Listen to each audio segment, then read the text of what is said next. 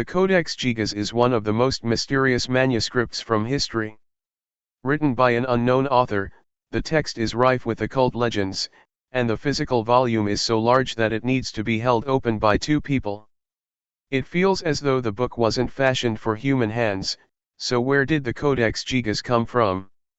Some say that the text was authored by the devil, who even etched a self-portrait on one of the pages. Others attest that the Codex was the work of a singular monk, though many believe that he made a pact with Satan to complete his work. While the text is markedly chilling, one of the lesser-known facts about the Codex Gigas is that 10 to 12 of the original pages are now missing.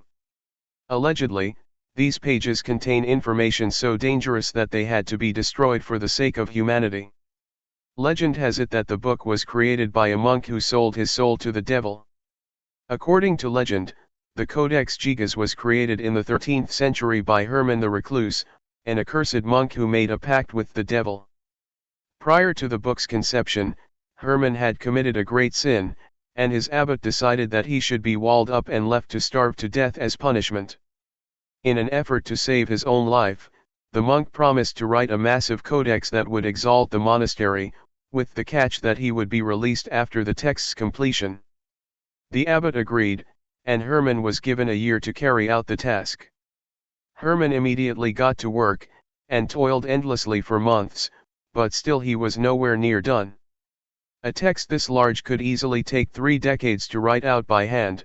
1 year was simply not enough time. Despondent, Herman turned to Lucifer the night before the book was supposed to be completed. The devil agreed to help the monk finish the codex, but Herman was forced to pledge his eternal soul to Satan in exchange. A bargain was struck, the codex was completed overnight, and Herman was forgiven and granted his freedom. The codex contains the Christian Bible, but also magic spells and ritual instructions. The Codex Gigas contains the Vulgate translation of the Christian Bible, the principal Latin translation of the text, but that only comprises half of the massive book. The tome also contains 4 more books, 2 of Josephus Flavius's writings on the history of Judaism, an encyclopedia called Etymologia, and a medical text by Constantine the African. While the Codex is primarily written in Latin, it also contains a plethora of other alphabets, such as Hebrew and Slavic. The original parts of the Codex are considerably darker than these extracts. Notably, there's a treatise on confession and sin followed by full-page illustrations of heaven and the devil. After that comes several pages dedicated to conjurations and magic spells, which are believed to be part of an exorcism ritual. Scholars suggest that these instructionals were used to banish evil from people who were suffering from sickness. The text's missing pages are rumored to be too dangerous for humanity. While the Codex Gigas sits at a sprawling 310 pages, the tome originally contained somewhere between 320 and 322 pages. Interestingly, the sections that are missing from the book didn't simply fall out, as archivists have noted that the pages were intentionally cut from the binding. This discovery has led to endless speculation about the content of the lost passages. Scholars believe that some of the pages listed the rules for the monastery where the book was originally kept, but they also note that those rules would only have comprised 2 pages at most. Some believe that the pages were destroyed because their content was deemed far too dangerous, while others think they were stolen for a secret, evil purpose. In the work of fiction The Devil's Prayer, the pages contain the titular prayer, and reciting it brings forth the unimaginable horrors of the apocalypse. Some call the text the Devil's Bible because it contains a huge illustration of Satan. One of the most astounding features of the Codex Gigas is the 2-page spread that contains huge illustrations of a godly city, which potentially depicts either heaven or Jerusalem, and the devil himself. The illustration of the devil has razor-sharp, blood-red claws on his hands and feet, massive horns, and a forked tongue. His size easily exceeds multiple levels of the godly city, which perhaps symbolically represents the devil's power. Some people believe that this drawing served as the inspiration for the text's colloquial name, the Devil's Bible, though others attest that the title comes from Satan's alleged involvement in the work's creation. The book's pages are made from the hides of hundreds of animals. The Codex Gigas is a massive book, and it weighs a ton. More accurately, it weighs a back-breaking 165 pounds, a reasonable weight for an adult human. The book is so huge that it can only be read if two people hold it in tandem. The materials used to construct the tome accounts for the 300-page book's alarming mass. The codex is bound with wood plates that are covered in leather, with brass fittings installed to keep the pages together. While the cover is by no means light, the biggest contributors to the book's weight are the pages themselves. Rather than paper, the pages are made of fine vellum, which is traditionally created using calf skin. It's estimated that the 300-plus pages required the skins of 160 animals, which some speculate came from goats, calves, donkeys, or perhaps a mixture of all three. When the codex was saved from a fire, it injured a bystander in the process. The 30 Years' War is one of the deadliest religious strifes in European history. The conflict was sparked by a divide between Catholics and Protestants, and one of the main players was Sweden, who sided with the Protestants. At the conclusion of the war in 1648, Sweden stormed Prague, the capital of Bohemia, now the Western Czech Republic, and looted the city's treasures. Among the spoils of war was the Codex Gigas, which was brought back to Stockholm Castle in Sweden. Fast forward to 1697, at which point the book was resting in the castle's massive library. That year, the building suddenly caught fire, and the head librarian later estimated that 3/4 of the books there were destroyed. To save the books, people started tossing them out of the castle's windows, including the 165-pound Codex Gigas.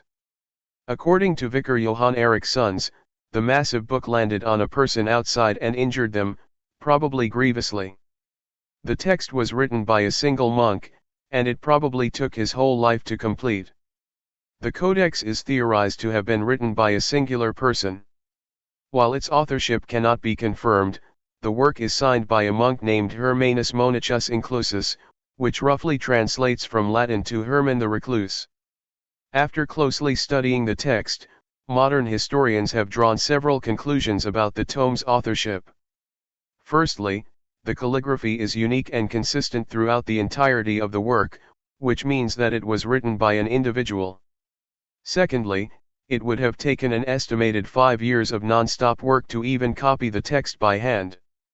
Realistically, if Herman spent 5 hours a day working on the book, it would have taken him at least 20 years to complete. In the 13th century, the average life expectancy was a mere 31 years, so it's more than likely that the Codex Gigas was Herman the Recluse's life's work. The Codex Gigas is the largest book created in the Middle Ages. While the Codex Gigas isn't the largest book in the world, that record firmly belongs to a series of tablets that comprise the Cathodopagoda. The tome is definitely the largest to be created in the Middle Ages. The Latin name roughly translates to giant book, and this title is in no way hyperbolic. The Codex is 36 inches tall, 20 inches wide, and 9 inches thick. It's comprised of some 320 pages, although a handful are missing, and it weighs an ungodly 165 pounds. The first letter of each chapter is an intricate illumination that takes up most of the page. Medieval books often feature illuminations, or highly colorful illustrations that often employ gold or silver accents. The entirety of the Codex Gigas is covered in illuminations, typically done in red, blue, yellow, and green, only 2 feature gold coloring.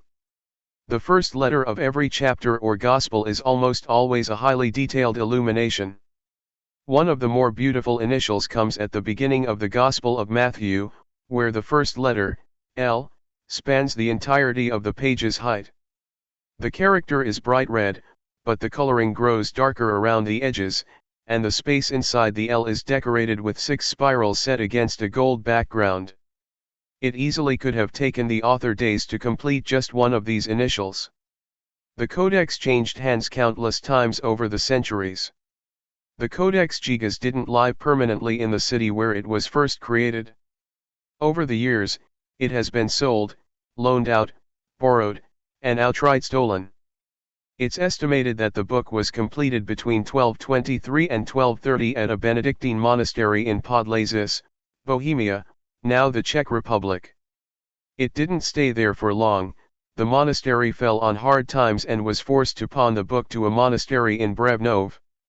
From there, the Codex moved to Brumov, after the monks at Brevnov were forced to flee from the Hussite Wars in 1420. Rudolf II, King of Bohemia, borrowed the book from the monks in 1594. He never returned it, and instead kept it among the rest of the royal treasures he had borrowed over the years.